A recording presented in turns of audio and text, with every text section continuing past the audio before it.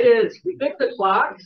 We started stop the party here. But, it is 6 o'clock, and we have all members present.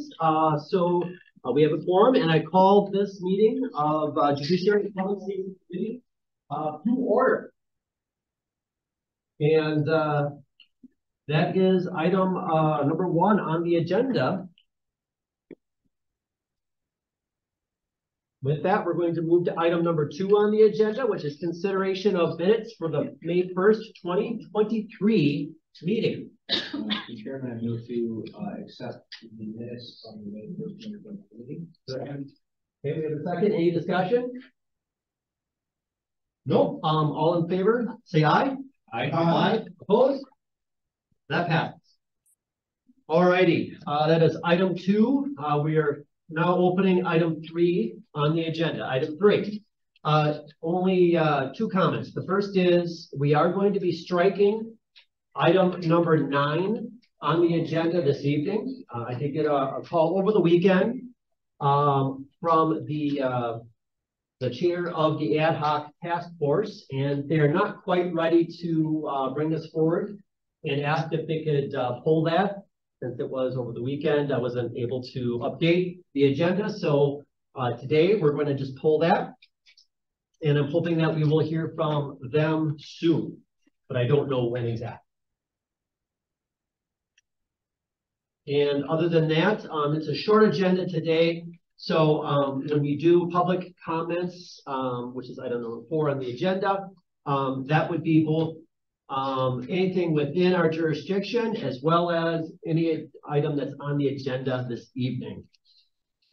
Okay, so with that, I'm going to close item 3 and open item 4, which is public comments within jurisdiction of this committee. Please come forward to state your name. Thank you. Kate Haram, County Board Supervisor, District 5. I've got 2 things I'd like to bring forward. Last Monday, I came down here to the fraud meeting that was happening, and I want to thank Kyle and James for their fabulous presentation. Those poor babies were here until 9 and after. They were fabulous. And we walked away with just really powerful feelings, not only for ourselves, but for the community and getting the word out. So thank them, please, sir. The other thing is that I was at the UW Extension meeting last Thursday, and it was, no, it wasn't last Thursday. That was the Land and Water Committee meeting last Thursday. And it was brought to my attention that there was a discussion about a resolution for people to vote at committee level via Zoom. And they were hoping that that might be brought back forward to you guys and addressed at some point. I'm just going to make a quick comment on that, just so you know, they can't. Unfortunately, that resolution had been voted on, and we cannot bring that back forward until next term. Yeah, until April of next year. Okay. Yeah, next May next year. well, right. Okay. And I said that I would bring it up. So thank you. What meeting was that again? What committee? Land and Water. It was Land and Water. Thank you. Julie Gordon was the person who brought it up. Yeah, we had actually looked at that, and Corporation Council told us that we can't, so know that for sure. All right. Any other comments within the group here? Okay, thank you. Anyone on Zoom who would like to speak this evening? We have 2 people. One. Oh, yeah. Okay, yeah. Okay. With that, I'm going to close item number 4 on the agenda, opening item number 5, which is communications shared by committee members.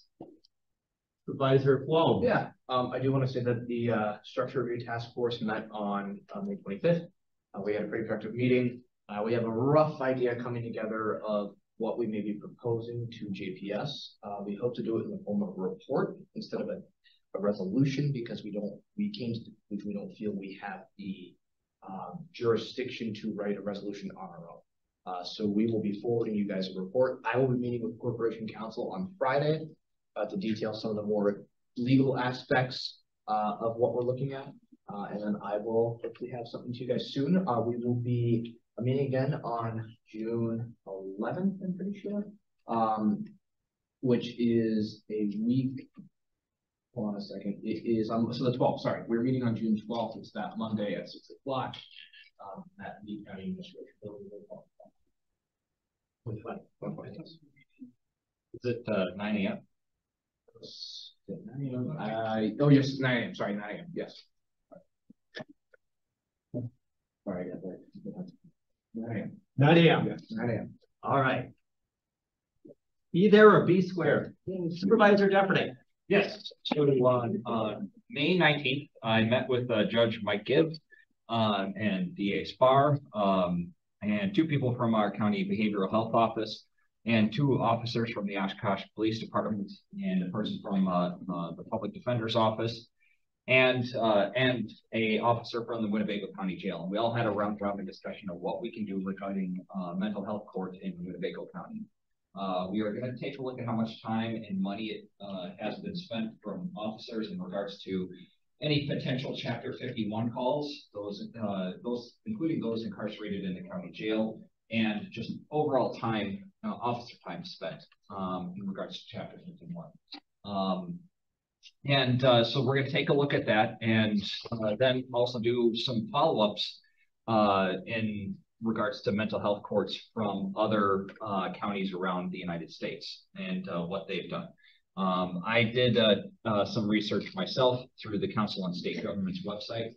They have a huge tutorial on mental health courts, and there's just a ton of information in regards to mental health courts. We're going to be using this information and just figuring out what our next step will be. We had Renee Sirocco there that spoke a little bit about what type of workload we would be looking at, and what if it's something that our existing staff can do, or if we have to look at potentially creating a new position for something like this, depending on the caseload that we're looking at.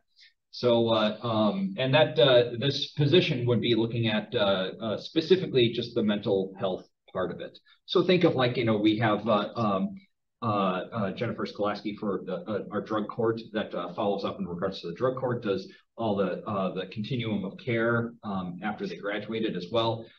This would be somebody that would be similar for that, specifically in regards to those with mental health conditions that could potentially be facing some sort of criminal charge, or not just that, but also just having a continuum of care after, post-charge too. So we will be meeting again in a few weeks at Judge Gibbs' chambers to figure out what our next step will be.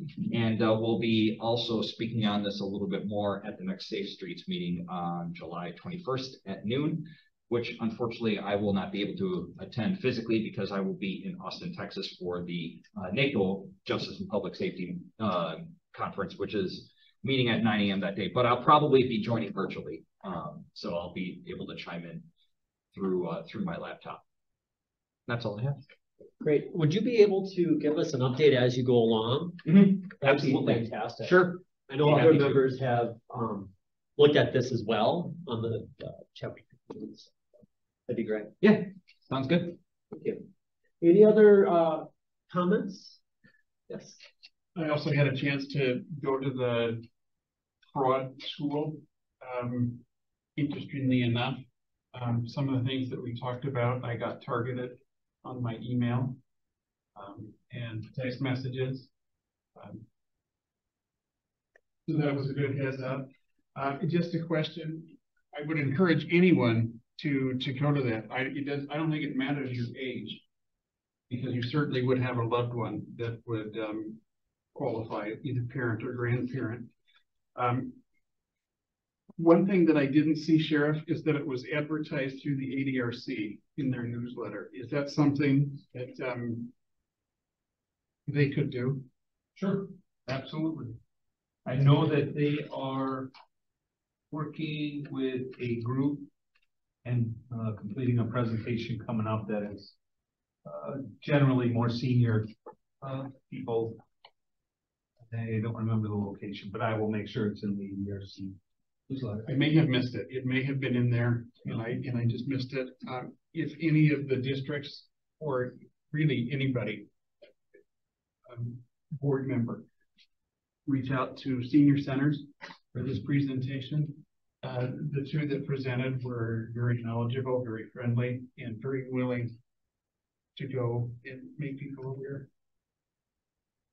That's all I can think. And not to try to make our county board meetings longer, but to those supervisors who have gone through it, it might be good to even talk about it during the communications part.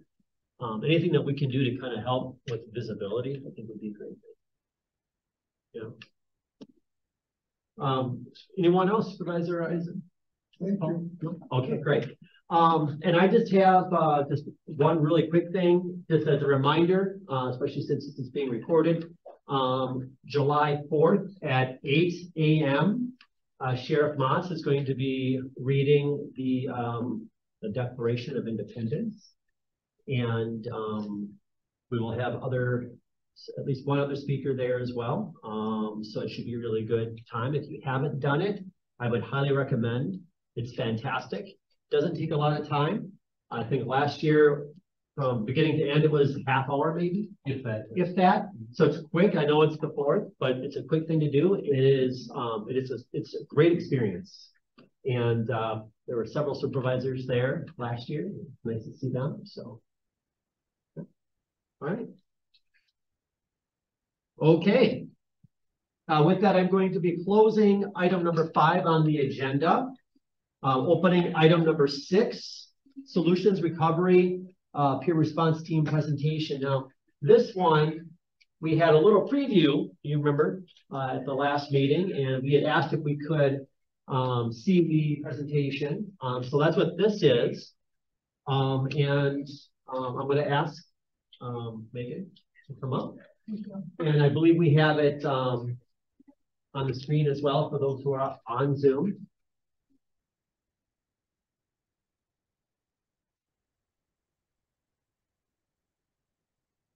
Anyone else? Okay. Thank you.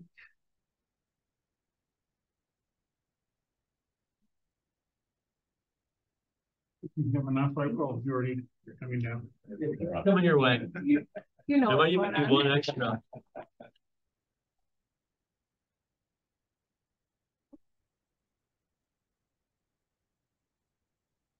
well, good evening, and thank you so much for having me here tonight. It is definitely an honor.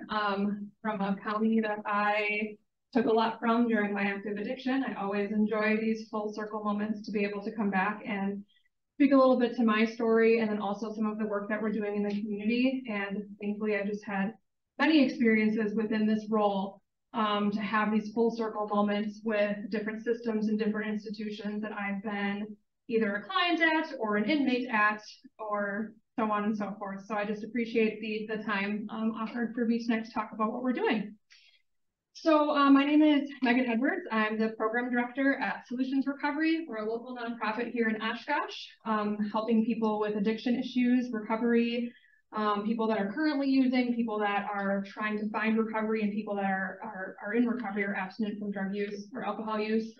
My educational background is in clinical substance use disorder and mental health. I'm a dually credentialed through the state of Wisconsin clinician.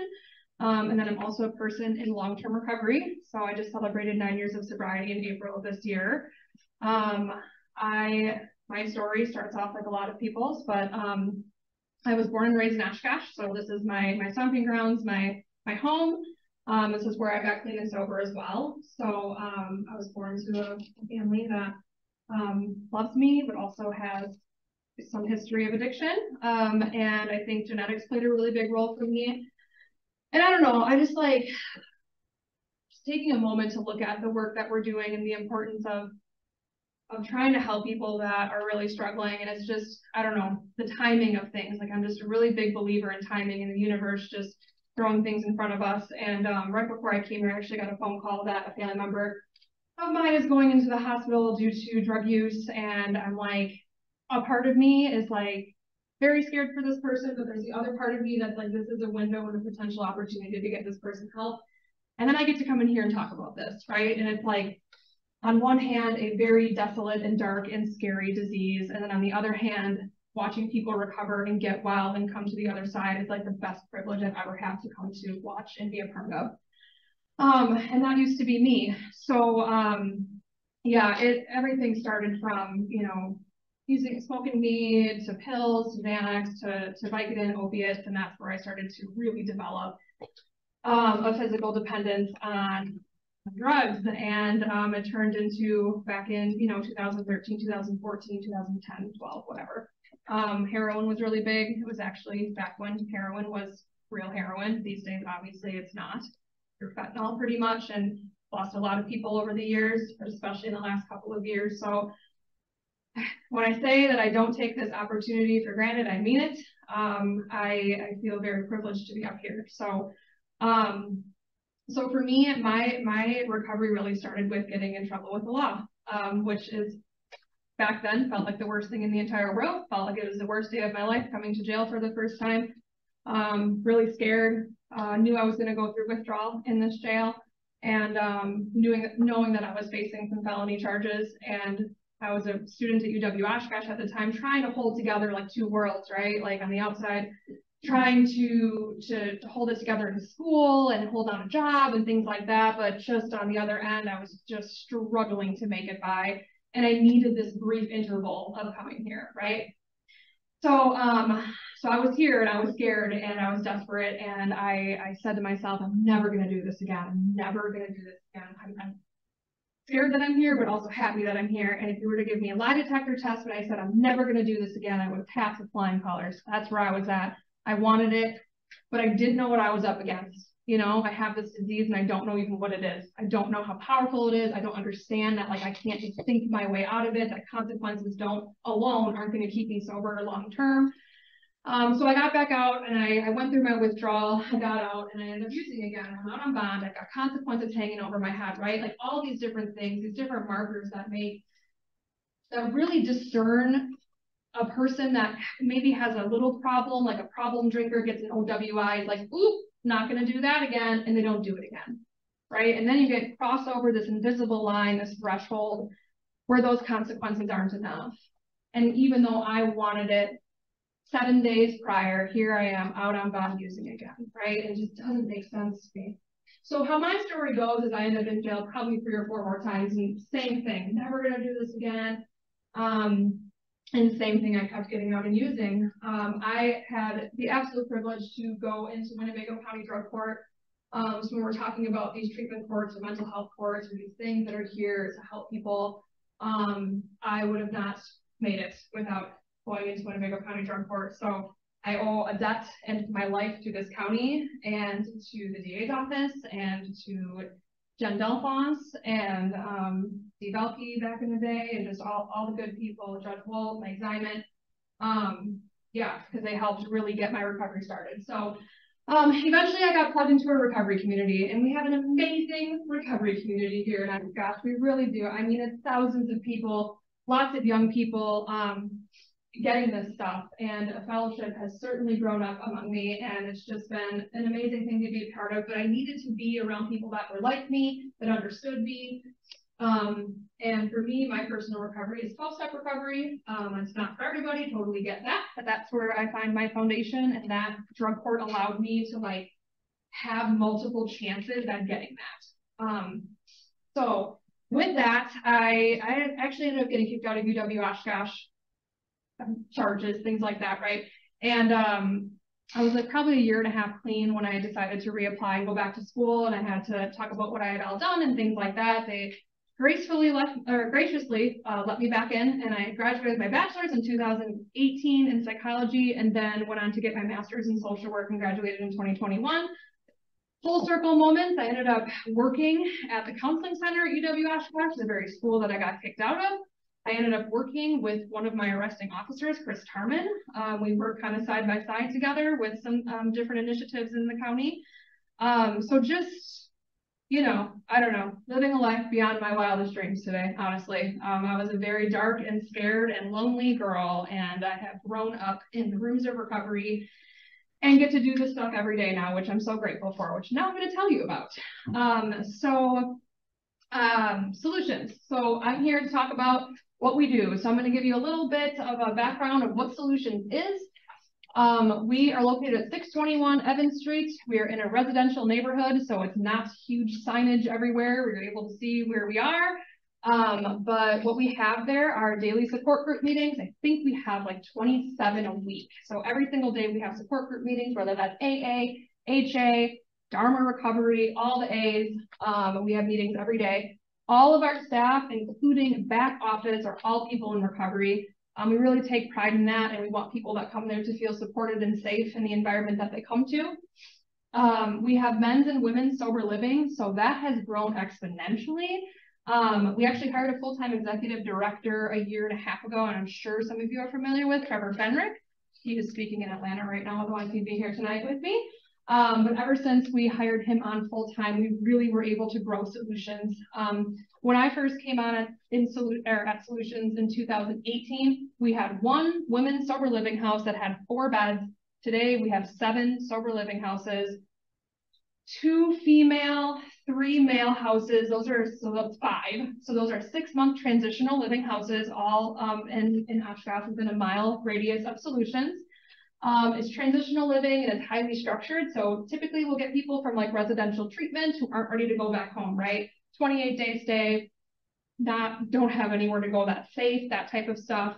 And we really help with all the things with sober living. It's not only teaching people how to stay abstinent and what the life of recovery looks like, but we also get people that are like 35 years old and have never paid rent in their entire life.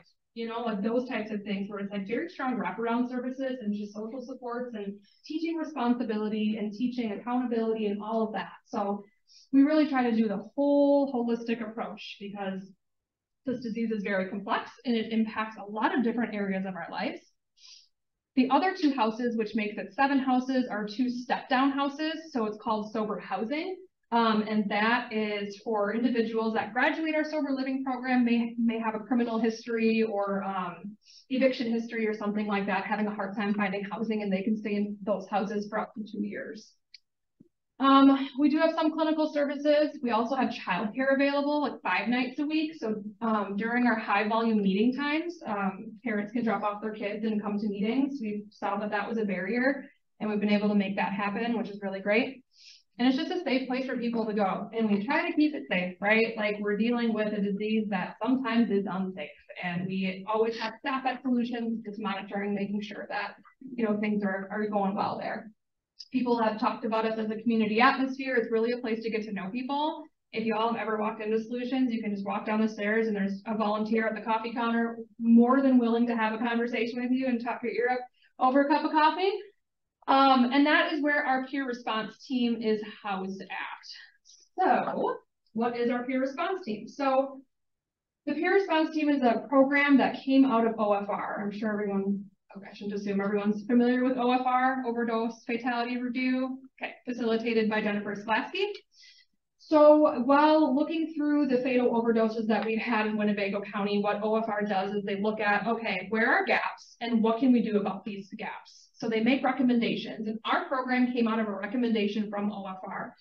Winnebago County Health Department has been our fiscal agent to be able to make this happen.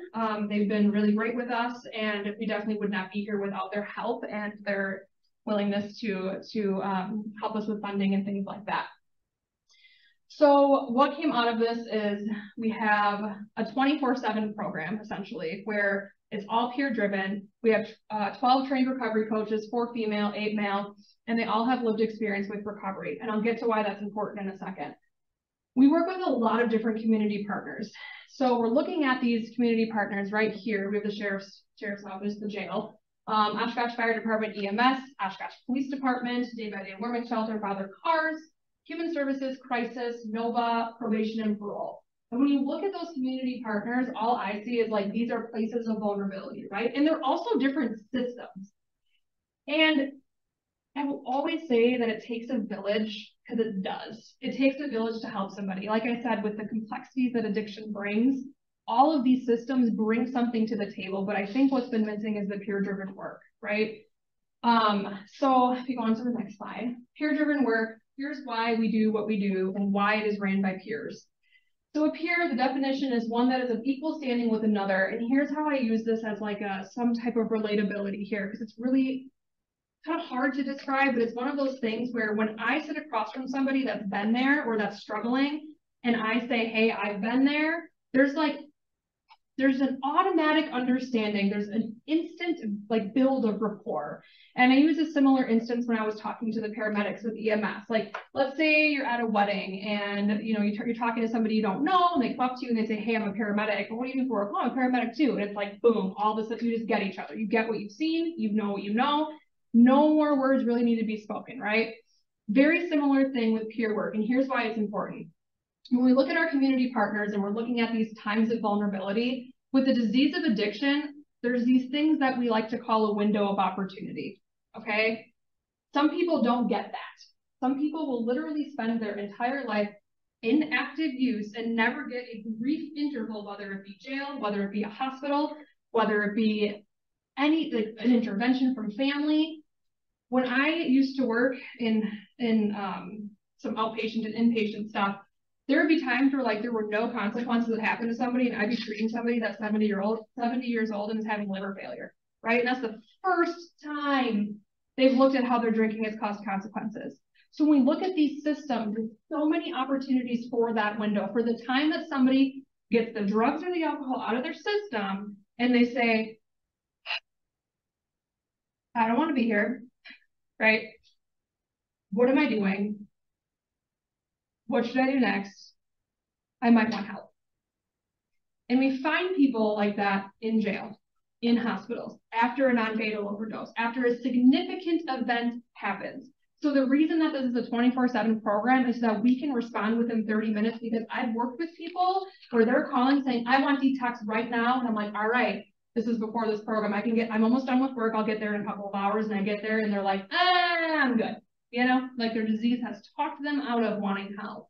So that window can be really, really small. Some people have a window for 2 weeks, but either way, when I say the stars have to align, they just do, right? Like there's two things that need to happen. And number one is the person is in that window of opportunity. And number two, a service meets them during that window of opportunity. Those two things have to happen. And when I look at like systems, right, where there's people that are having these windows, it's like, how do we capitalize on that? And that's where we started to do some work within these systems and within our community partners and talking about the importance of this. The reason that peer-driven work works so well is because we don't have time to build rapport for 6 months with somebody. When I was doing outpatient clinical work, I rarely disclosed my recovery, right? I just didn't. It was just a part of my work.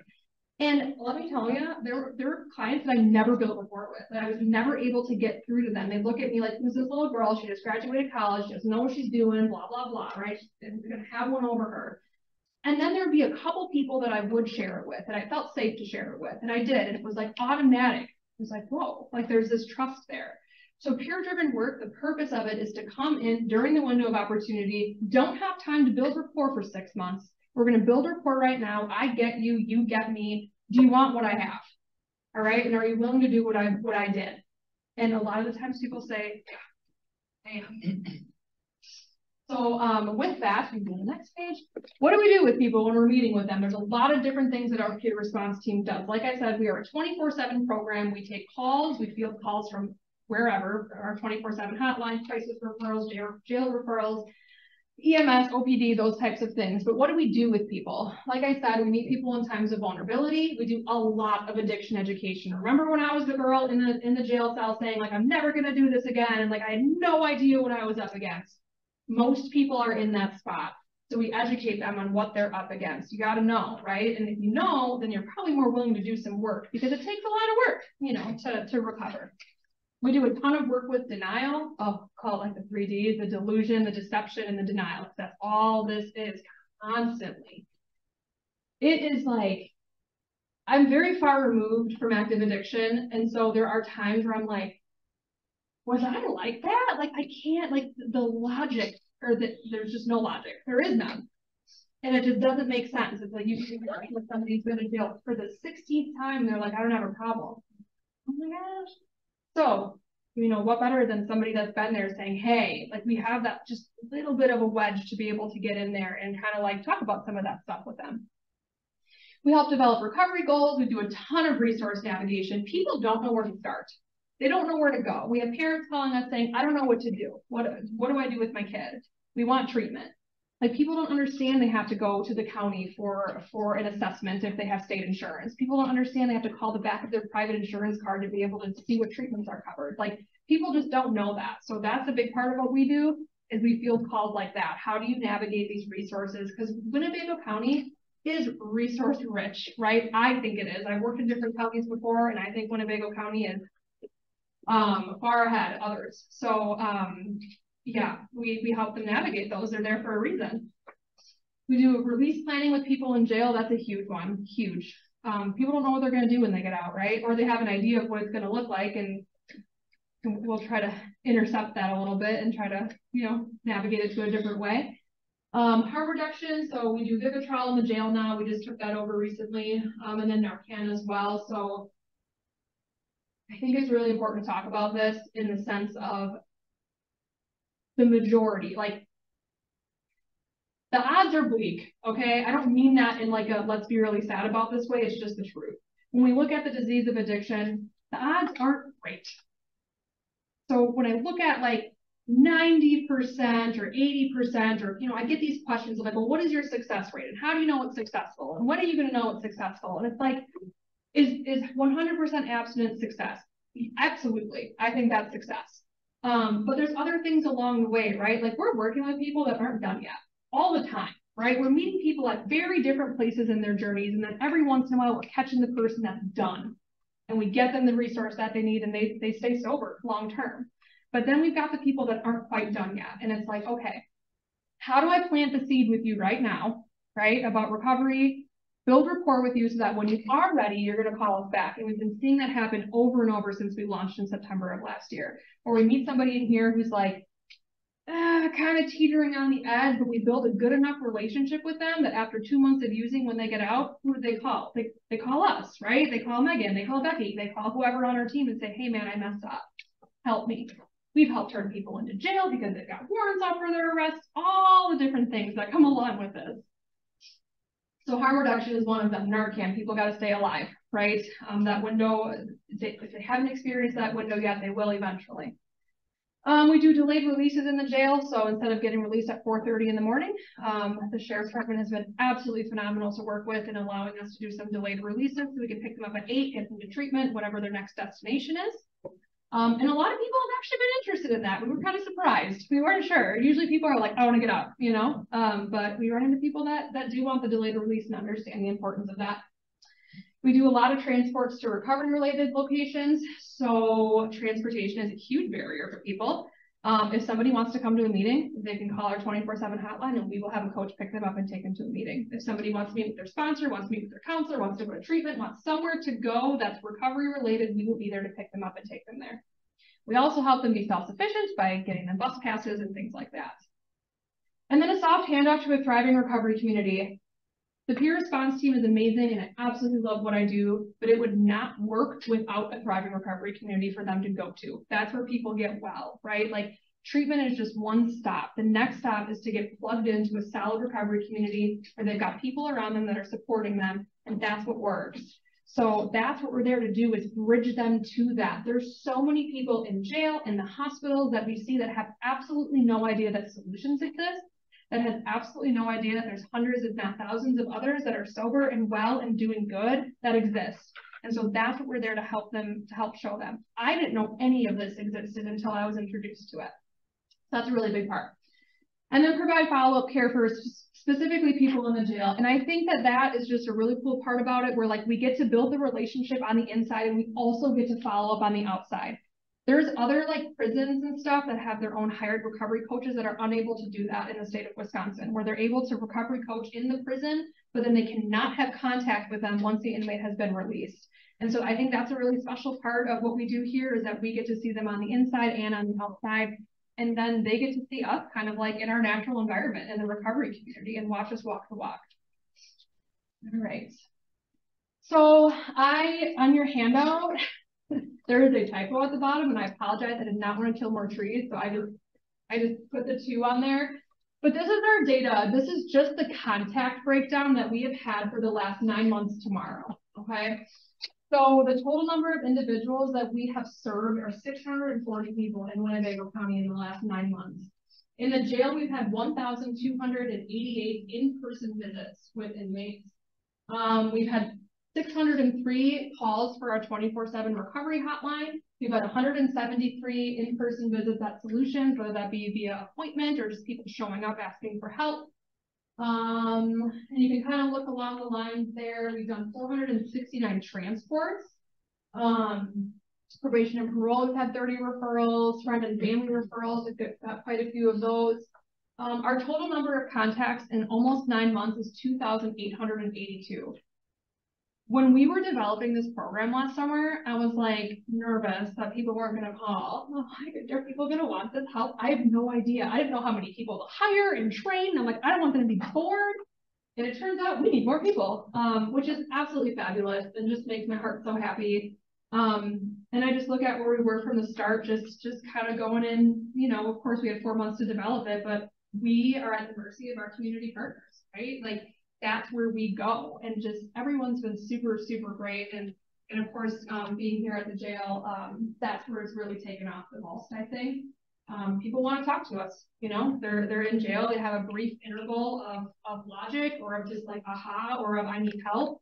And we're there the next day or that day, even depending on where they are at the jail, but to be able to see them. So the other thing that we just took over is the mid-patrol program, which was, recently ran by, I think, Human Services. And so with the recovery coaching being very successful and a lot of people wanting that, we were asked to take over the mid-patrol program as well. Been 2.5 weeks, been busy, it's been good. So we've had, I think, 10 shots in the last 2.5 weeks. So we feel pretty good about that. I think that's all that I have. I think I have my contact information at the end, and of course, any questions or comments. Sounds great. First of all, thank you very much for getting up here and going through this presentation and also sharing your story. Thank you. You're welcome. I really appreciate that. And part of this, and just to step back a little bit, so several months ago, medical examiner got up and we're talking about OD and a variety of other things. And one of the questions that was asked by the committee was, well, okay, what can we do? You know, what can be done? And she had sent an email to me, I think, pretty much like a couple of weeks after that point, and said, I want to have this presentation heard because this is the kind of stuff that can be done, that we can be looking at, investing more in, and just getting more visibility around it. So it's fantastic that we have this opportunity. So I'm going to open it up for the committee, and if it's okay, if there are any questions of medical examiner as well. Are you okay if like there's a question? Sure. Okay. So I mean, you kind of brought this to the committee, so not that you have to stand up or anything. I just want to. So with that, any questions? Oh, Supervisor. Thank you, Cheryl. Thank you, Megan, very much for being here. Thank you also for reaching out to me by email. It's completely on me that I have not followed through like I should have. Just a couple of questions. Money can be the easiest and hardest thing. So aside from money or funding, I'm very glad to hear that you think Winnebago is doing a better job over other counties. That I'm very, very grateful to hear that.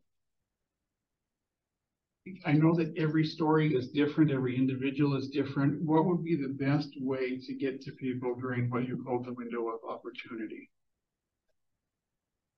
Best way to get to people, I think it's uncovering where that time of vulnerability is for a person.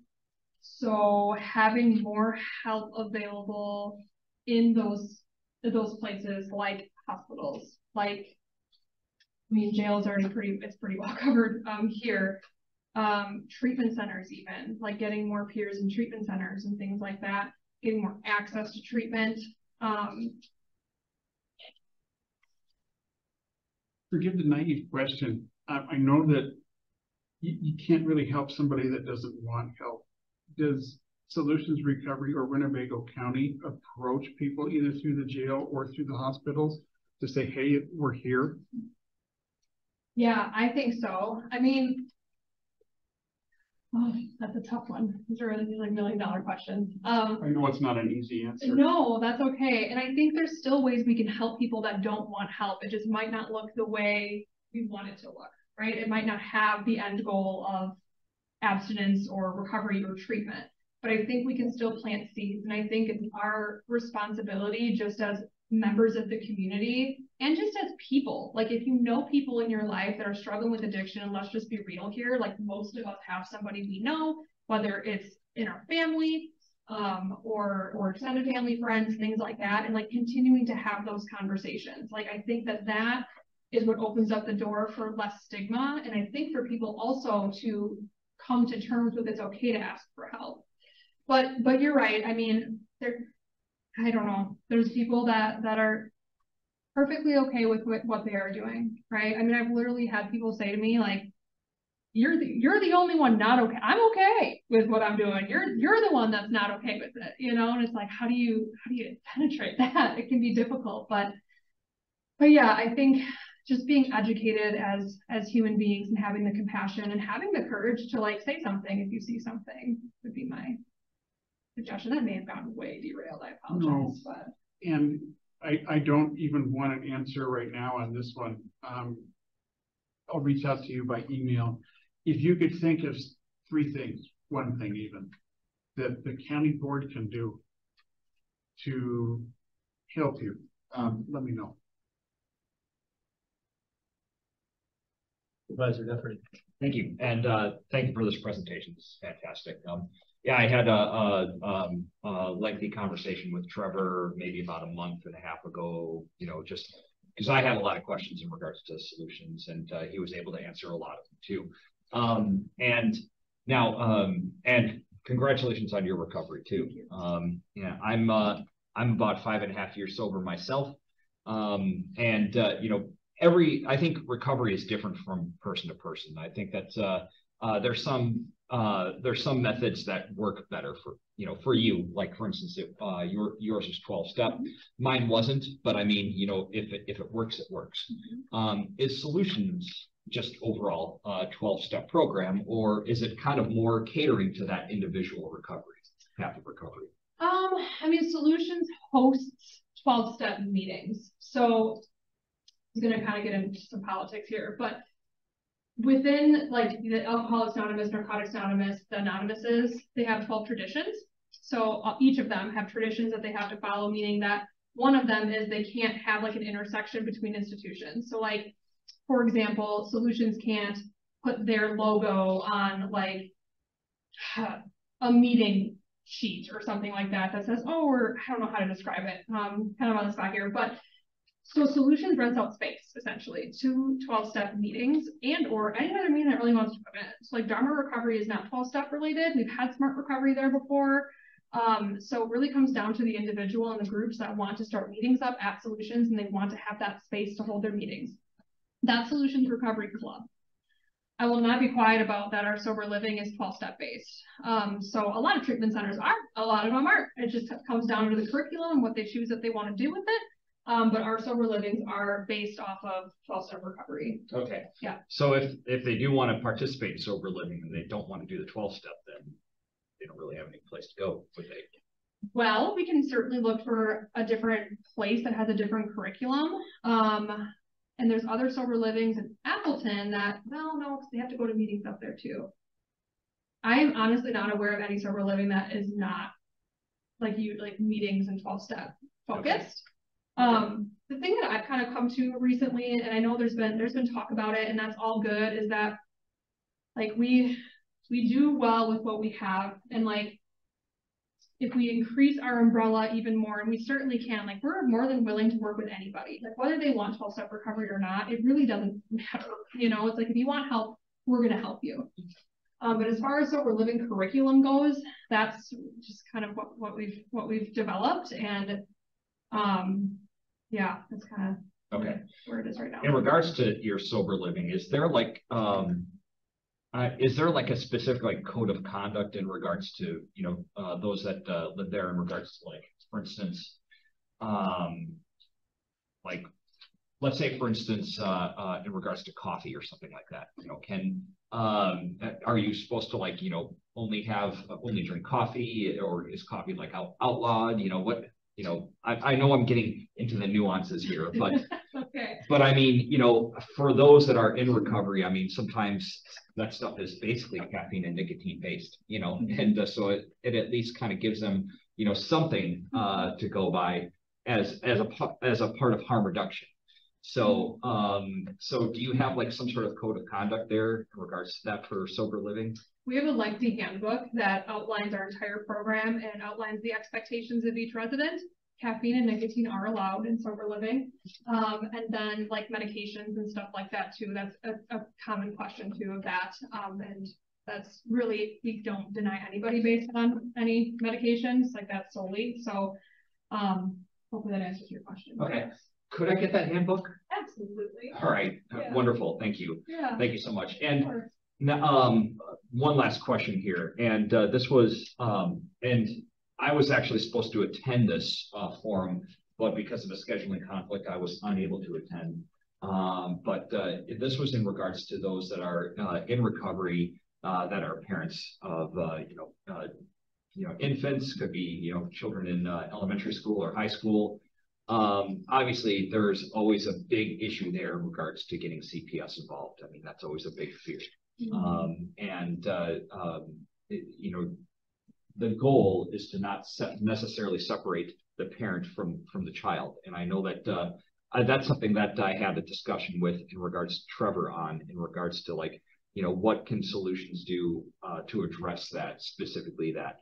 And have you been working on that?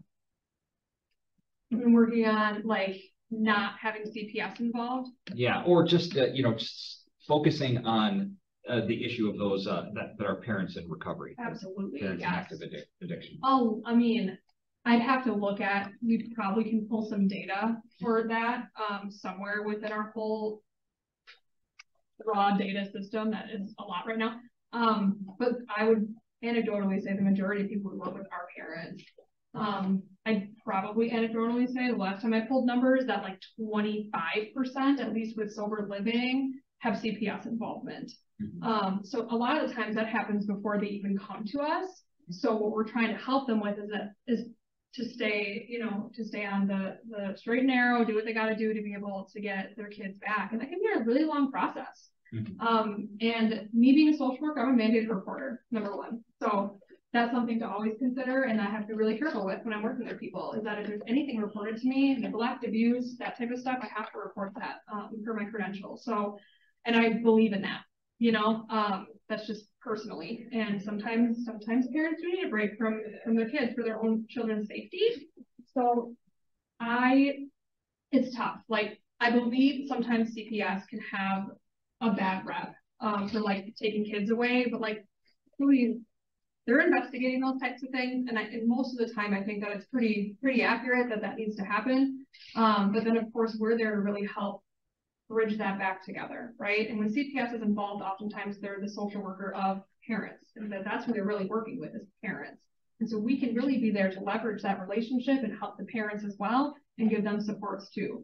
So that was a long roundabout answer to yes, we are looking at, we're not looking at any intervention with CPS or anything like that at this point. I think that could be a potential partnership in the future for the peer response team perhaps, but we haven't looked at that quite yet. Although I think that'd be a pretty big undertaking for us, and with where we are with staffing and stuff like that right now, we're just kind of trying to stay kind of where we are. But... Right, yeah. Obviously, you don't want to bite off one shoe. Right. Yep. Okay. Thank you. You're welcome. Great. Thank you. Corporation Counsel, did you have a comment? I just wanted to add, before I became Corp Counsel, I was an assistant Corp Counsel. and handled primarily a lot of CPS cases. And I can tell you, to assuage your concerns, the pendulum has swung back. When I first came here and started doing that type of work, children were removed from the family home much more often than you see today, because there is now a focus of family first, so that you would not remove a child for, let's say, a dirty house. You're looking now at a situation where the child is in danger. And this is mandated by the state. So in other words, the state is recognizing that they are not going to be pulling children, let's say, from their biological home, just because perhaps the parents are at a lower socioeconomic strata than, let's say, a foster parent who perhaps is a middle-class white family. So the pendulum has swung back, just to address your concerns. And many fewer children are removed from the home. Because, again, studies have shown that typically kids do better if they stay with their biological family, if it can be done. Sometimes it cannot be done. But I just wanted to add that. No, thank you. No, that's great. Great, thank you very much.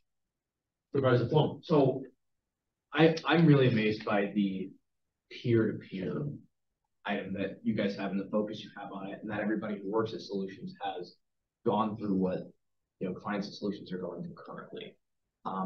That's really impressive to see, and I'm sure it's probably not easy to put together and to maintain. I'm sure that there are some people who would probably say, I want to be as far away from my prior addiction as I can possibly go, and some people who want to get very involved in it, and I really appreciate you for doing that.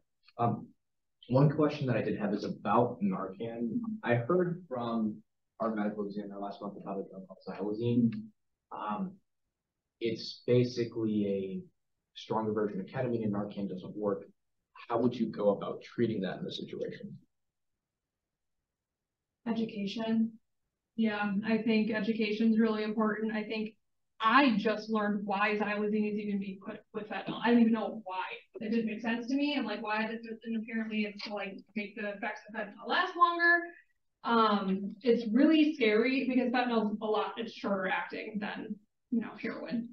But I do not know how to treat that. But I do think that education piece is important, but it's also a double-edged sword, because there's half of the group that finds out that there's a batch that's killing people that are saying, I'm going to stay away from that. And that is like, good job on educating. Well done. Glad we put it out there. And there's the other half of the group that want that batch because it's killing people. So like, which one do you go with? I don't know. Yeah, I wish I knew. And then a follow-up question for the medical examiner. Do you have the most recent overdose statistics year to date, or not year to date, for the year so far? Yep, I looked at them before I came. So we have 15 confirmed and 7 pending.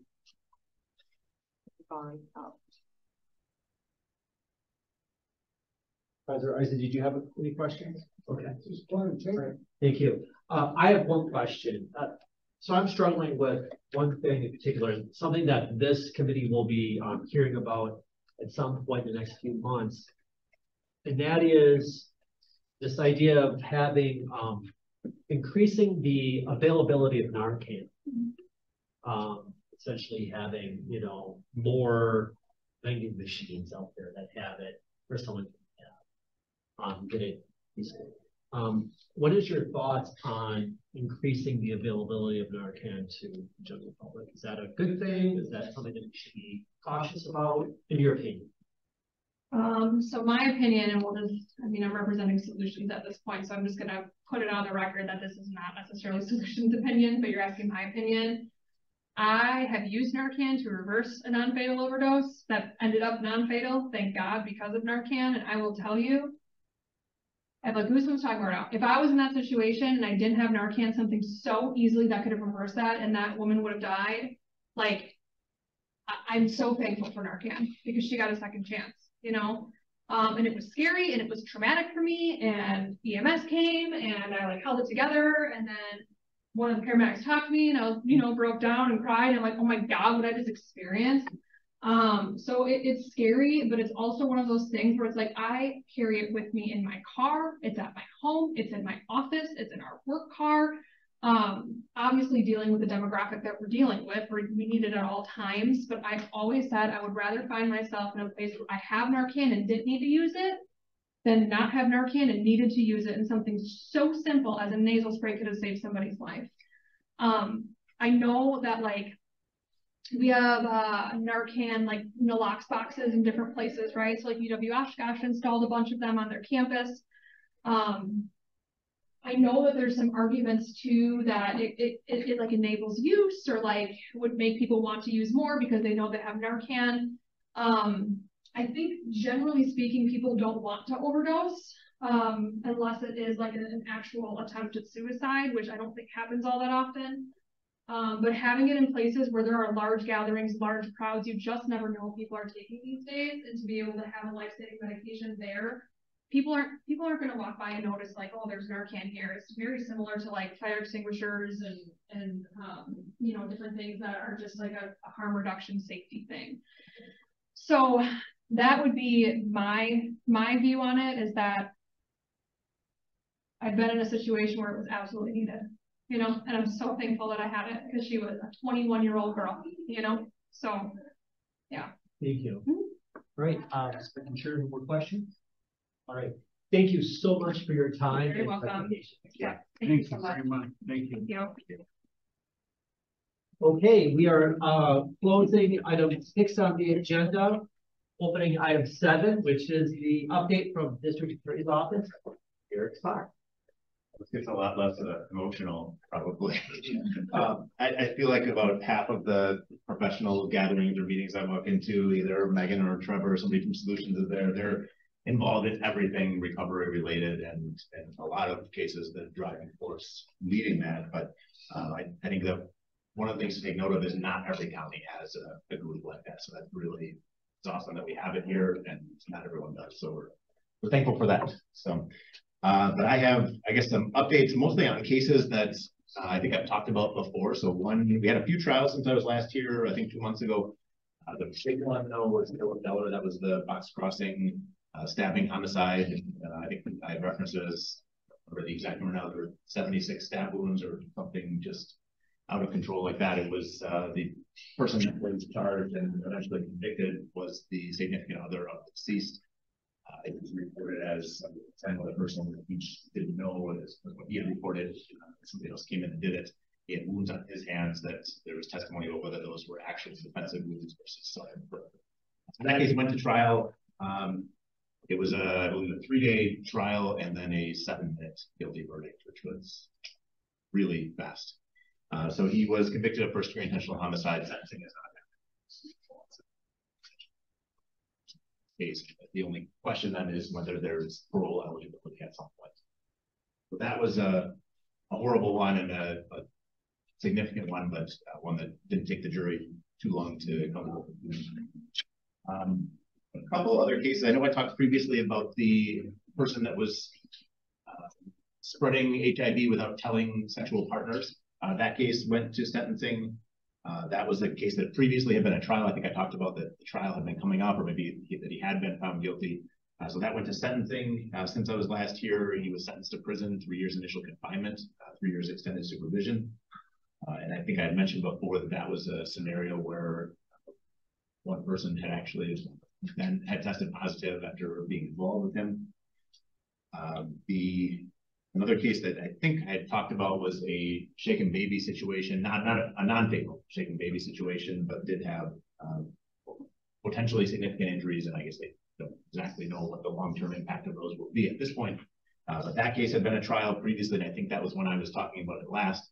That went to sentencing. That was a prison sentence, not as long a prison sentence as we had asked for, but still a total sentence of 7.5 years, about 2.5 years confinement, 5 years supervision. I also think I talked a long time ago about the Nina stabbing homicide case where there is near the motorcycle club where 2 people have been charged, and it was really unclear which of them had been the stabber. So there were a number of people go in and one less person came out basically, but so they were charged with felony murder, which is essentially a charge that says if you're committing another crime and a death occurs in connection with that, then it has significantly increased penalties. So the male half of that was sentenced to 7 years confinement, 5 years supervision. The female had been previously sentenced. So that case wrapped up. So a lot of these cases that have been going on for quite a while have been wrapping up. That was a plea, not a trial. The last one that I think I had talked about previously was from last Memorial Day, 2022. There was a fatal shooting in Oshkosh at a large family gathering where a family member went up essentially behind another family member and shot him in the head. He died shortly after that. When law enforcement showed up within a couple of minutes, he said, "I was the shooter," and it was really a mental health case, deciding what should happen to him. He pled no contest to the charge and then was committed for 45 years. So he's in a mental institution for now. When there's a commitment on a case like that, the decision is made at a later point if somebody gets released to the community. So right now he's on that commitment for 45 years. It doesn't mean he'll be in an institution for 45 years. That's something that gets reviewed by doctors and by the judge at a later point. So 45 years is the maximum time he could be in. Potentially in those cases, somebody gets out at some point supervised within the community. And that's the type of thing that I think has come up here before when we talk about certain situations about what to do with people when they're being released on social commitments. So those, I think, were all the case updates, which seemed like a lot of them and some really serious ones. One other thing I want to talk about, and I know we have talked about this before too, the budget that's being proposed right now. The original governor's budget had some significant increases for prosecutors and public defenders. And the proposal that came through now is actually, that was increased to, it was just over $7 increase that the governor proposed. The budget that is now proposed is actually $1 over that. So it's an increase to almost $75,000, right around $75,000 salary from about $55,000 previously. And that's for prosecutors and public defenders. One of the things we were worried about is whether that was going to be an increase just of the floor or the starting pay, or whether it would also impact people who are already working there. It does apply to everyone that is currently in those positions, so it's an increase for everyone. It also increased for public defenders the private bar reimbursement rate. So that was one thing that was a problem, and I think maybe one of the judges had talked to this group previously about that when there is either a conflict or a situation where the public defender's office has too many cases, they then send cases out to private lawyers who are being paid by the state. And there's a particular public defender reimbursement rate. So that was increased, and that's been an issue. It's been an issue here, but it's been an even more significant issue in the northern and western parts of the state where they've struggled to get lawyers to take cases. I think one of the issues is they don't have as many lawyers there. One of the side effects of that is it was causing some people to remain in jail longer without being able to do anything with their cases. So that should make it a little bit easier to get lawyers on cases that the actual public defender's office cannot appoint on. So it addressed a lot of those issues, and it seems like it has a lot of momentum because the governor's budget proposed a significant increase, and then the Republican-led group increased it even by a little bit more. So I think it sounds like that when the budget goes through, that those things will be in there, or at least most of them will be in there. I think that's going to make it a lot easier to both recruit and retain people. So we're still down to one spot, which I know I've talked about before, but I think if that's out there, we'll be seeing a lot more applications for that last spot. But even being that one spot, we've been okay with that. So much better than the 2 or 3 spots we've been down previously. So very good news in the budget for prosecutors and public defenders, and it's very much needed. I think that was all. I guess I want to say thanks for, I know I've talked to a number of you about that, and support's been expressed. I know Supervisor Coleman had actually written something about that, so I appreciate everybody that's weighed in on that. Those are all the updates I had. Any questions? Just a comment. Have been to a couple of your office's cases and some sentencing. I think they do a fantastic job. I appreciate that. Thank you. Great. And I guess along those lines, if anybody has interest in checking things out at some point, being able to get access to some court proceedings or see parts of the system, feel free to let me know, and we'll try to help you figure out how to do that in the most convenient way. And I know Supervisor Hanson had reached out about how to, which hearings would be appropriate to come to and when it would be feasible and when he'd be able to make it. We were able to help make that happen. So feel free to reach out. Great, thank you. Thank you. Thank you. Thanks.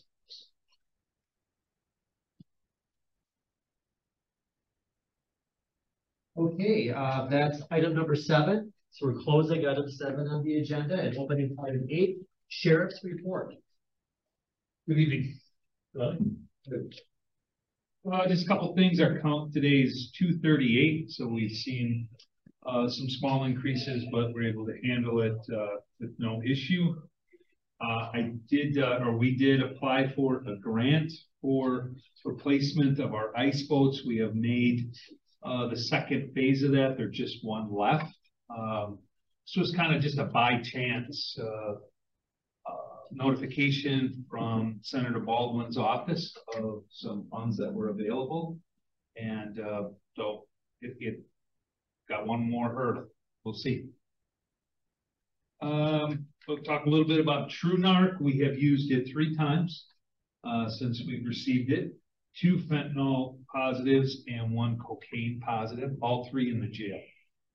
People trying to bring it in, and that continues to be a huge problem for us.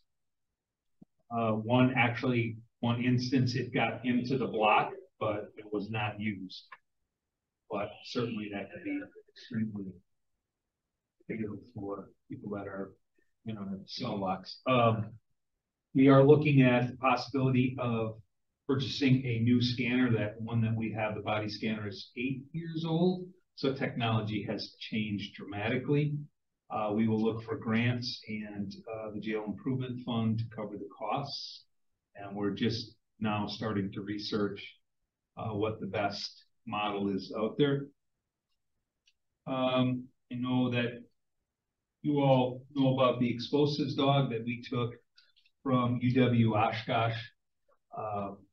That dog has been used since March 18th on 5 different occasions. It has been used in our own homicide that we had in the town of Wolf River to search and locate a firearm, ammunition in 3 other assisting Appleton PD and Neenah PD, and then Oshkosh Police Department. It was used at the Oshkosh Arena when there was a suspicious bag that was left during a graduation ceremony with 4,000 people in the arena. So we were able to deem it safe and remove it. The only other thing I have is what we have learned with the 2 homicides that we investigated, the one in Wolf River and the one for the city of Amro, is that the exponential amount of evidence that is taken at those types of crime scenes. So we're looking at purchasing a trailer that we will bring to the crime scene that will have the ability to process all of that evidence right there in a very clean and efficient way. It would, the monies would come from our asset forfeiture fund, so there'd be no tax levy money spent on it. We just have to get the money moved from one account to another, and I'll be back before you to explain all of that. We already have 3 quotes for the trip. Any questions? Supervisor Plum. There's a tactical situation on the 1100 block of South Main Street. Last night, they were a part of a SWAT team. You guys, UWO PD, Oshkosh PD, and Amro PD. Given that that's ongoing, I don't know if you can comment on that, but did you have any other context for? I just saw it on your Facebook page. Yeah, it's an ongoing investigation. There were no injuries from it. They were able to negotiate a peaceful ending to that, which that's why they get drawn out so long, is we're looking to have things end peacefully, so we have to be extremely patient. Often the average time of that fallout is 12 hours. So, but in the end, with no one getting hurt, that's our goal. Thank you, Mr. Chairman.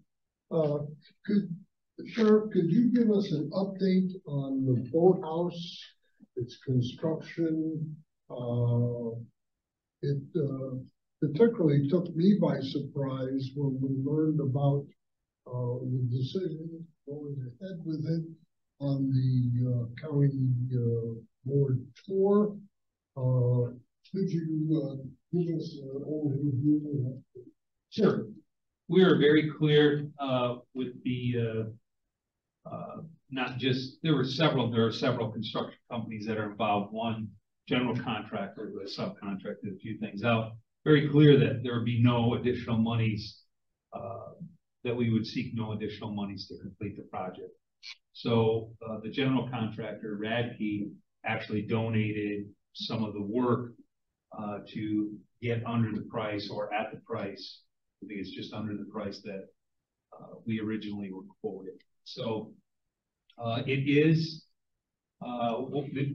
the area has been excavated. There is a border. I don't know when you saw it. There's actually the riprap is up. The pier is it not the pier, but what is used for the foundation. That is all done.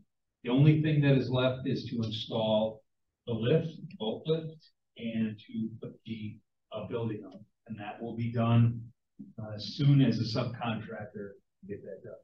But it did come in at the budget price or at the original amount allotted. Now, was this at the location of the old boathouse? Yes. What remediation expenses were involved? Because I thought that was the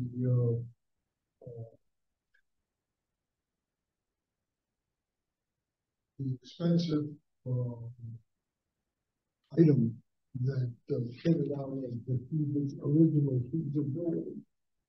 Yeah, because we didn't know if there'd be contaminated materials. There were contaminated materials that needed to be dried and then taken to Outagamie County, dried at one spot, then removed, taken to Outagamie County landfill. That was all covered by the general contractor. So there were no additional remediation costs. So we will have a boathouse that will last far beyond my lifetime. 50 years was this one, and the previous one, so it will last long into the future. Yeah, I was going to also ask about the boathouse. I'm glad to hear that you were taken by surprise, because when I heard that board, did I miss something?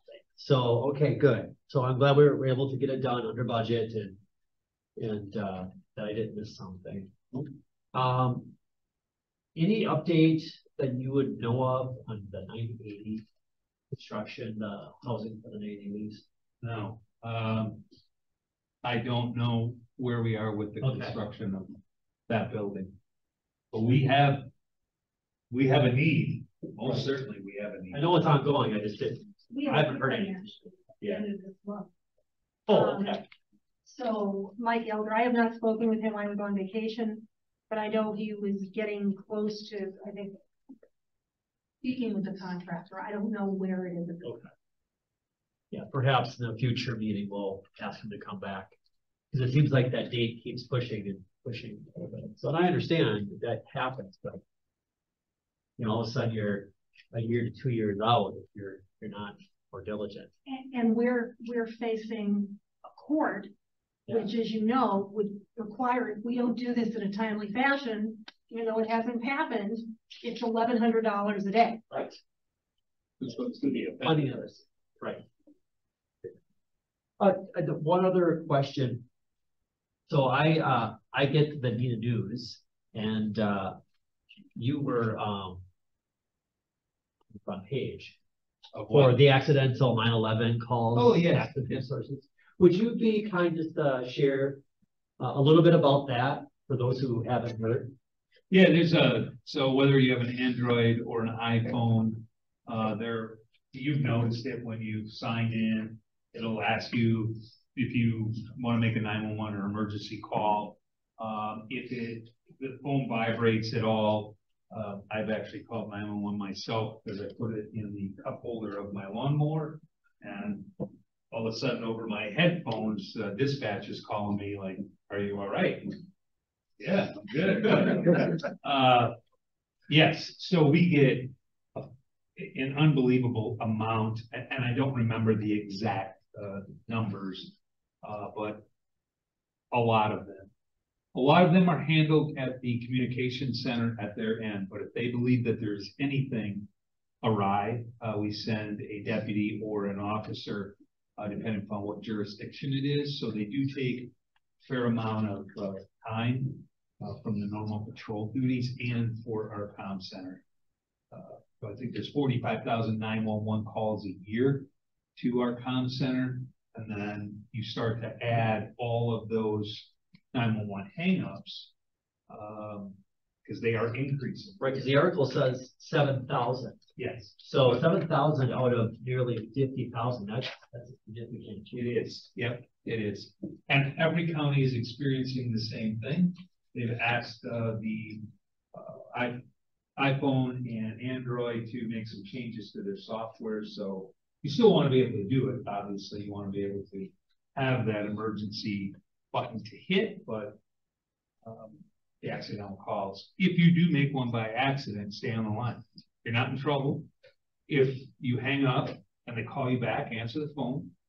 A lot of people are scared because 911 is calling and you think you're in trouble. You're not.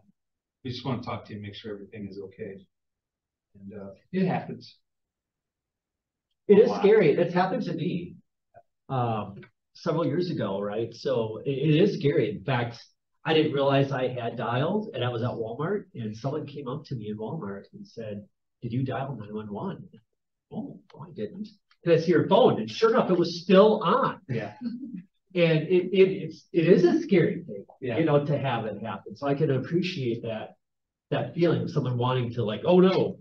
Yeah. Yeah, it's it takes a lot of time, and it's time consuming for our staff. Speaking of 911, do you have any update on next gen 911? Yes. Well, nothing that's really informed. Laura, who we've met, Captain Mendola, handles all that. She just mentioned something to me. It's an extremely slow process. We are much further ahead than other counties with our technology because we've been able to remain current. But where we're at, I'm not sure. I can make sure I have something by the next meeting, see where we're at. Any other Supervisor Bull? I'm Hanson. Oh, for goodness sake. Don't do that. Stop, I am Don't do you know what, that, you guys are like just kidding it. Go ahead, Supervisor Hanson. I just wanted to say that I also saw the article in the News, and I saw, I think it was yesterday and maybe even today, that you had Facebook postings. So whoever is doing your Facebook page, I think it's Captain Mendola. It is. Yep. Is putting some good information out there. But when the 911 call center calls back, how does the caller ID show to the caller? I think it's 911. It does show 911? It shows 911. It doesn't show just like a 920 number? No, it shows 911. Thank you for putting out those stats. I am wondering, because I saw, I don't remember, I think it was today. Is it inappropriate or is it possible for Captain Mendola to put on the Facebook, because somebody brought up how to do something on your phone to stop the automatic?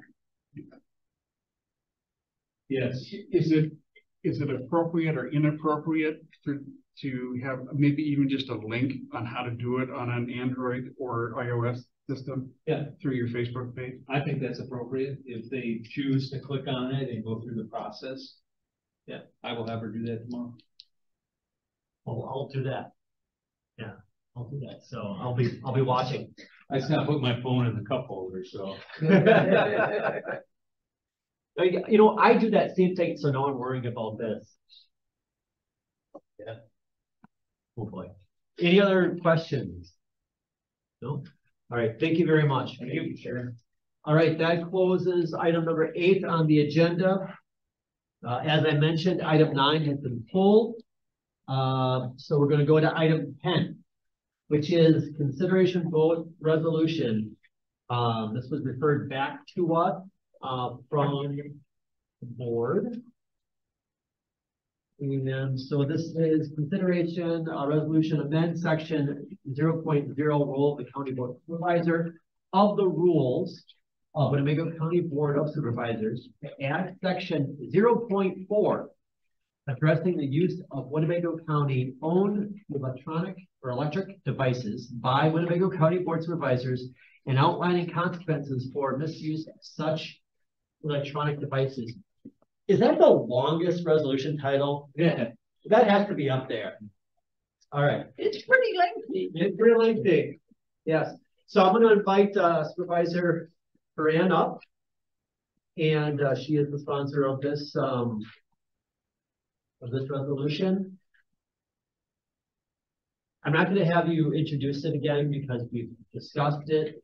We've discussed it again at board, and it's been referred back. So Where are we at? where are we at? Where are we at? Well, there Does it need a has been second? very little. Not yet. Oh, There has been very little accomplished over the course of the last 2.5 weeks. Marianne was away on vacation, and I kind of stepped back and said, it's time to take a breather. This morning we started to discuss it, and there have been several things that I believe that we have chosen to do. One of them is obviously to bring it back here, but another one is to have time. In going through the county board meeting, there was IT needs to be involved in this. Well, we thought that having Patty around was our IT, but no, there was a sense that it needed to go back to the committee. The committee does not meet until July unless we ask them to please have a special meeting. Of course, the meeting for you guys in July is the 3rd of July. It is. It is. And then, so how many people are going to be here for that? And then will we be prepared in July for the county board? I'm not convinced that that's the case. I think that we potentially bring it back in August to the county board, which is when we will have had time to go about getting all of the questions resolved that were brought up at the county board meeting. Getting the verbiage for line 25 clarified, making sure that we've got it in a manner where I don't have to look up what the Wisconsin statute is. It's going to be in the packet. So if you choose to read the packet, then you've got that there. So, I know that. Just Yes. a quick question then for And I would love to have Patty and Marianne involved in. Right. So before this committee even looks at it, is it appropriate to have this go to IS before it comes here? It feels to me that this should be the last stop of this, not the first stop. So it's interesting because I wanted to listen to the county board proceeding from May regarding this. And I had actually suggested to Supervisor Moran that she listen. And I started listening and had some of my staff listen to this.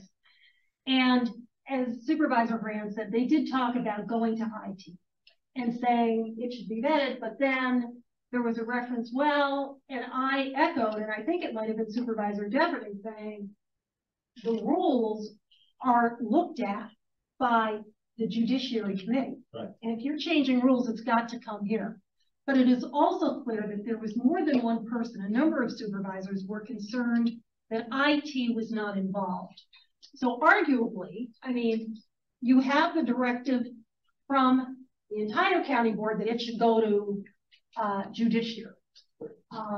The reference to going to IT was pulled by one supervisor saying, well, I'm going to remove that reference, but that was only one voice and you've got 35 other people involved. So that's another thing. The other piece I would suggest, and I don't want to No, please. It was clear that the county board had concerns with what is illegal conduct. They were looking at the versions that your committee, the committee had looked at. Now, I had made copies of what was originally proposed by us before the committee started striking some paragraphs. This was the original version, and then you'll see the strike. Here we go. This is, you have this, this is the original, where then it got struck, okay? Given the dialogue that was going on, I am thinking that perhaps you may want to go back to the original version, because it seemed like a big problem of the county, some supervisors of the county board, is what is unethical conduct, what is illegal conduct? Well, it's pretty clear illegal conduct is violating a statute. Unethical conduct is referenced in the statute. And 1959 specifically talks about a code of ethics for local government officials, employees, and candidates. So bottom line is your behavior has to be above reproach. You can't take money. I mean, the statute lays this all out. Right. Supervisor Haran, Patty Francoeur, and I were saying perhaps in the next packet, we would want to include the actual statutory reference for unethical behavior. We would want to include the computer use agreement. Now that brings up another point. During the discussion, you have it, I believe one or two supervisors said, well, what's good for the goose should be good for the gander, or something to that effect. The bottom line is that every Winnebago County employee has to sign that use agreement if they are going to have access to the equipment, and Patty can go off on that. Now, the only exceptions perhaps would be the district attorney, who is employed by the state, Tara Berry, who is clerk of courts and a state employee, but even they may sign. I'm not sure if they sign it or not. They don't have to, okay, because they're using a different system. But the treasurer, register of deeds, county clerk, myself, not that I'm an elected official. So, and John Damos signed it. He's a guy. So the concern about, oh, well, can't elect, what about other people? Well, yeah, they can sign it, and they do sign it if they want access. But again, we go back to the fact that this is for the Winnebago County Board of Supervisors. This is a rule directed to the Winnebago County Board of Supervisors. Right. It's not appearing anywhere else. It's just in the rules. Well, and it's probably. Well, you have the statute. We have the statute, but we're not writing an ordinance. Yeah, Supervisor. I've made an attempt to kind of put this in perspective. Originally, Supervisor Haran came to us, supervisor from the 5th, came to us with a resolution quite lengthy to address the issue of misconduct of a prior supervisor. At the Public Safety Committee meeting, Judiciary Committee meeting, we recommended that we should go back and bring this back as a rule, because, you know, resolution's a resolution, but this was something which had a place in the rule, so that new supervisors who came on board, we know what the playing field, the game, the rules are. Now, she brought it back to us, and with the help of the whole committee, we thought that we perfected that resolution by taking out number of paragraphs. a lot of verbiage, and kind of codified it or condensed it. The KISS principle. But in that, we also reinstalled the penalties and the damages that were recommended by IT, the IT director. That is, if you don't return it, if you damage it more than once or twice, you have personal responsibility.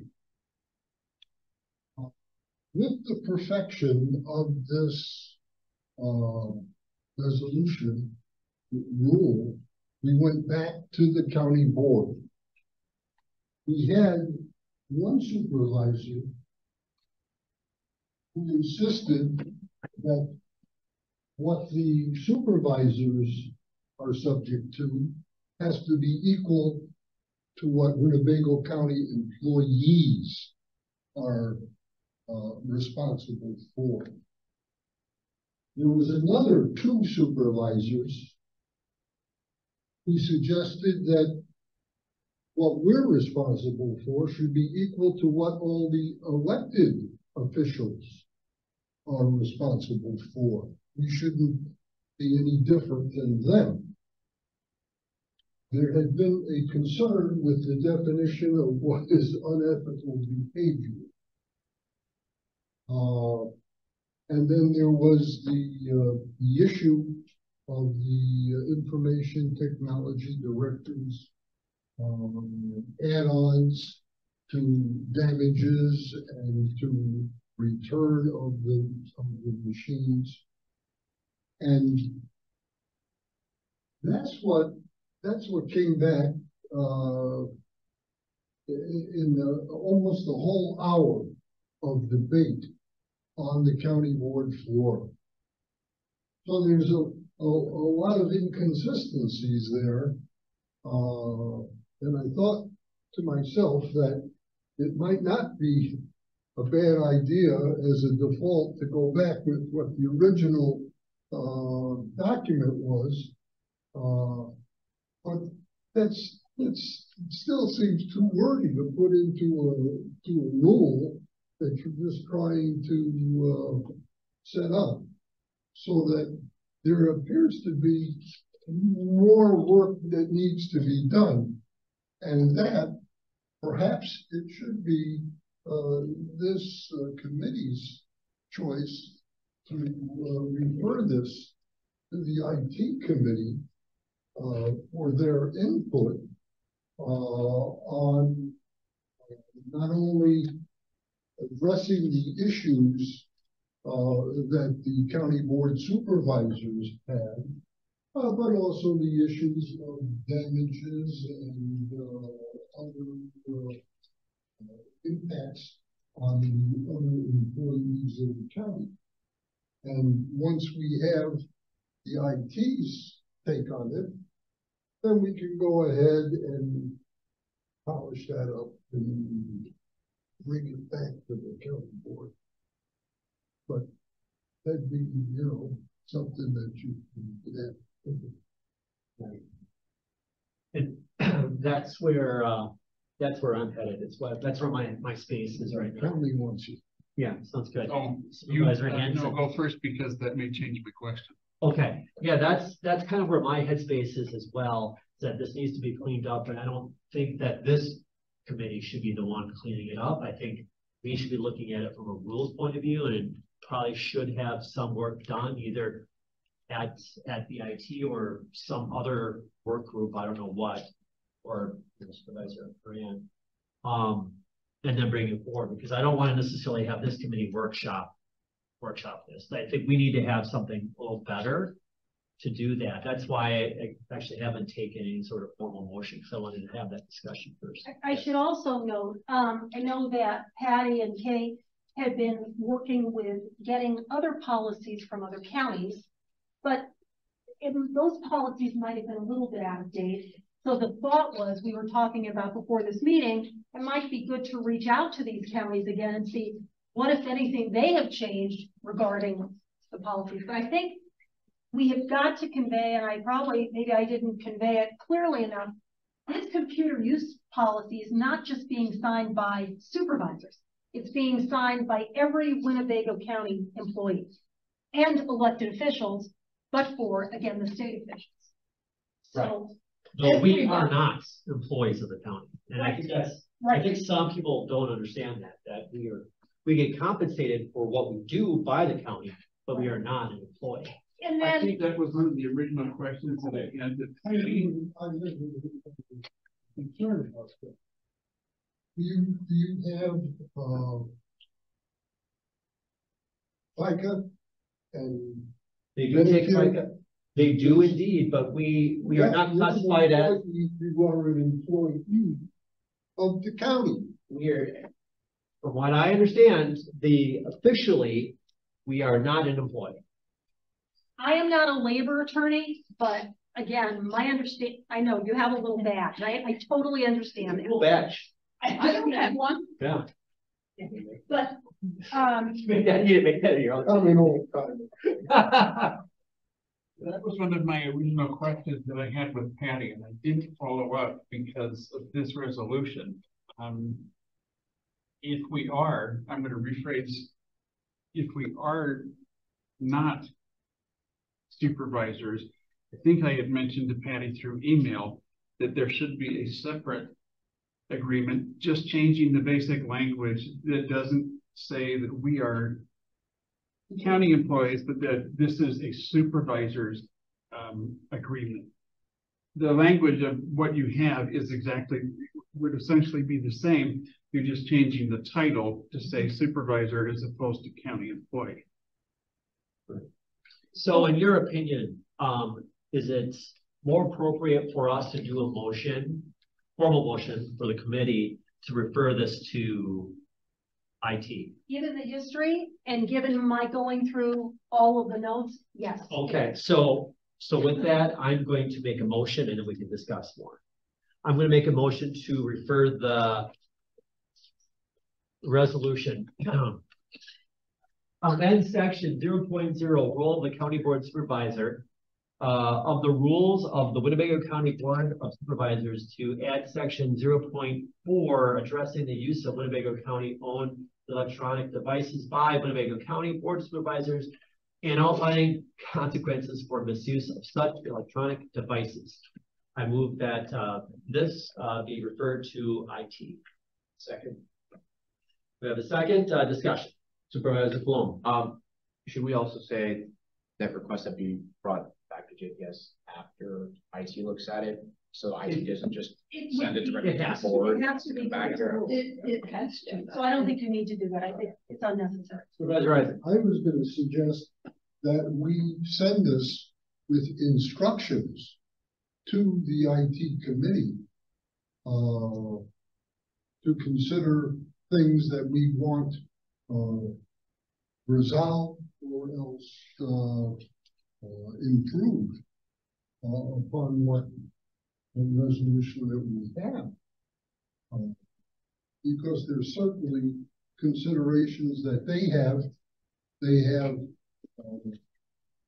county employees, they have elected officials, they have elected supervisors.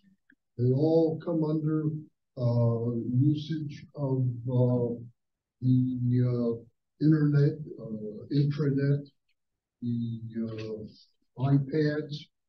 So there is a commonality of how we conduct business. But if we want the IT committee to do something, you just can't throw it at them. I think it may be a good idea to brainstorm that for what we want them to actually do. Okay. You're sharp enough to come up with that. Well, I would actually look for the committee to assist in this effort. So if you have any thoughts, I'd love to hear them. Supervisor, Is it appropriate for this committee to do that, or would that really be the nexus that Supervisor Haran does with Patty? Surely. Back to I who probably owns answered, this I'm probably resolution? asking that question incorrectly. No, I know what you're saying. Who owns this resolution, right? So Supervisor Fran brought it, but it was also respectfully submitted by JPS. Right. So presumably you're co-owners of this resolution. Yes.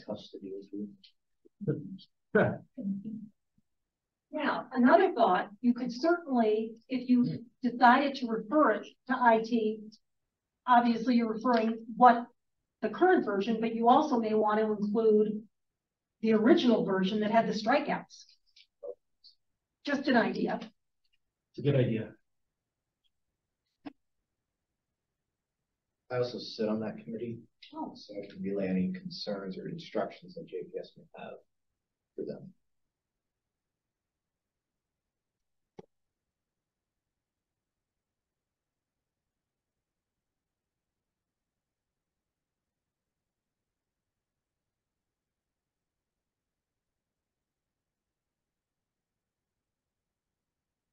I'm just making this, oh, yes, Supervisor Jeffrey. Yes, yeah, so I'll be voting in favor of this going to IT committee. Yeah, I think it's pretty clear what we would like to have the IT committee hash out. And that would be, part of that would be including the strikeouts. The original. Yeah, the original. Just simply as a reference point, you know, if IT committee wishes to go forward with that. So I think that should be a point of discussion for them. Also, in regards to the statutes that we were talking about, specifically in regards to what is unethical and illegal, I think that would certainly placate what other supervisors were talking about, the concerns that they had, so that we can focus on actually putting in those statutes inside that resolution of what is unethical and illegal, so that you know, when it comes to rules, when it comes to law, we have to be specific. I think it's important for us to be specific. So I think that at that point, once that is talked about, discussed, and included into the resolution, as well as whether we want to go forward with the original resolution that had the strikeouts, if they want to incorporate that as well.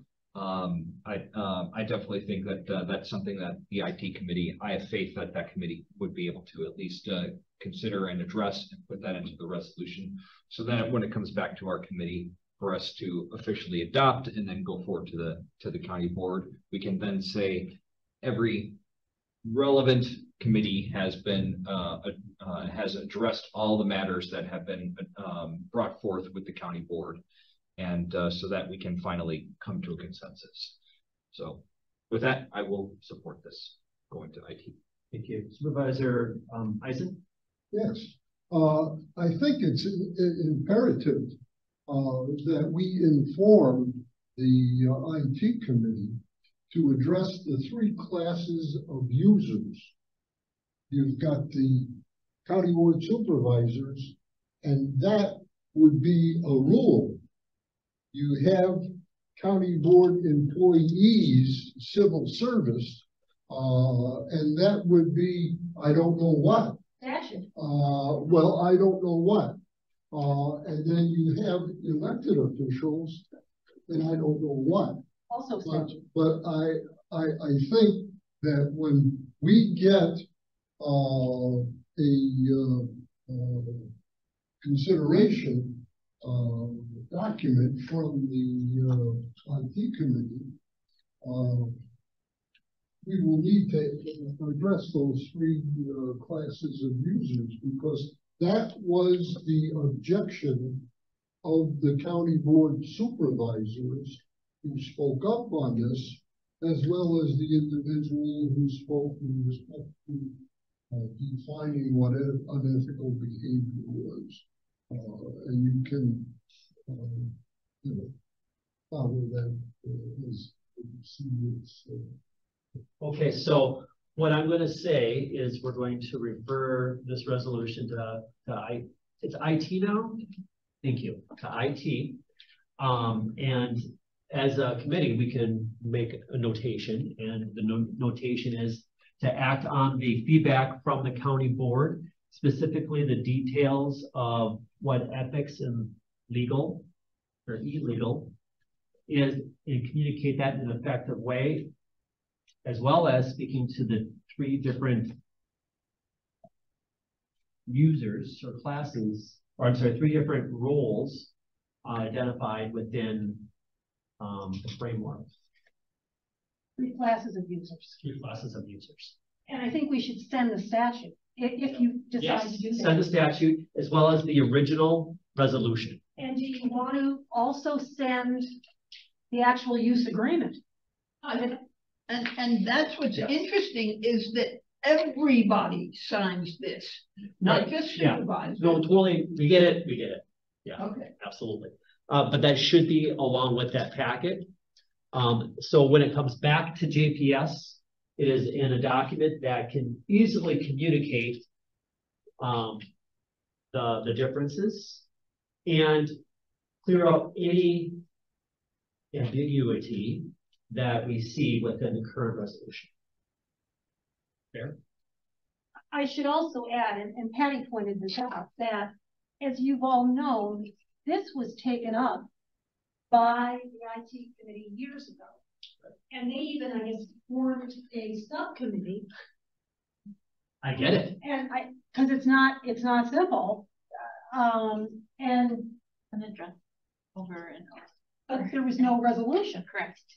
And we're gonna land this. We're gonna get to resolution, but I think as supervisor, what's that? It's the rule, Right. Yeah. Right. not a resolution, a rule. Right. Well, it's a resolution Yeah. to pass the rule. Okay, thank you. Yeah, you bet. And so with that, I think there's just we need to have some little bit of work yet to really finalize all that.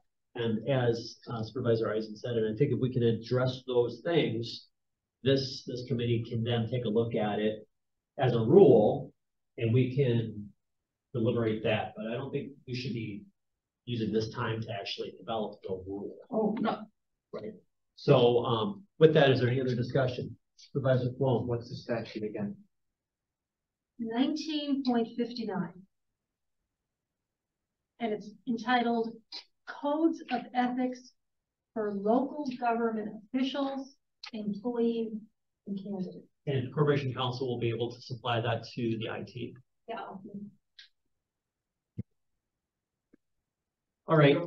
I don't want to create a huge document trail, but when this was being discussed, one of the places that I went to in my research was also chapter 20 in Robert's Rules. That's a huge chapter that I don't think it would be appropriate to include as a. Because this would supersede Roberts. It was super, okay. I just, when I heard the discussion at the board, we also default to Robert's rules as well. And so I didn't think some of the board members were considering that. Only when we don't have any current rule or statute in place. Sure. It just kind of fills the cracks. It should. Okay. Any other discussion? Okay. All in favor, say aye. Aye. Aye. Opposed? That carries. Thank y'all so much. I appreciate all of that. Thank you very much. Okay, that closes item 10 on the agenda. Item 11, next meeting date, Monday, July 3rd at 6 p.m. Any agenda items submitted? I'm asking to have those to me by. Concern, you know, I guess July 4th is celebrated on July 4th. It is. On the Monday before. Correct. But that's not a county holiday. Is it appropriate to have a meeting on the 3rd of July, the Monday before that? Does personnel, are they giving employees the day off that Monday, a long weekend? It is not a day off for Winnebago County employees, though I will tell you, some Winnebago County employees told me today well, there couldn't be a meeting on July 3rd. And I said, well, yeah, I believe there is a meeting, a Judiciary and Public Safety meeting at 6 p.m. on July 3rd, because that's the first Monday. But I will tell you, from employees questioned me about that and said, aren't people going to have a long weekend? And I said, well, I have my vacation. Would it be better to make it the subsequent, second Monday? I'm okay with that. Let's check in with Supervisor Deputy. Yeah, I'm checking right now, actually. So that would be July 10th. Okay, I wouldn't have any problems with that. Okay, Supervisor Hanson? That's fine. That's fine. Now, and I'm good with that. The only consequence that we have to be aware of, and it's fine, is that anything that we discuss and pass in July will not be heard by the board until August, because we have missed the deadline. So as long as we're all okay with that. So just as a FYI, especially when it comes to the ad hoc task force, that means anything we discuss in July cannot be heard by the board in July. It'll be August. That's right. Okay, so we're going to then move the meeting to Monday, July 10th. Oh, we also need to make sure that we can get this room. Hello. You have access, you can look at, oh, perfect.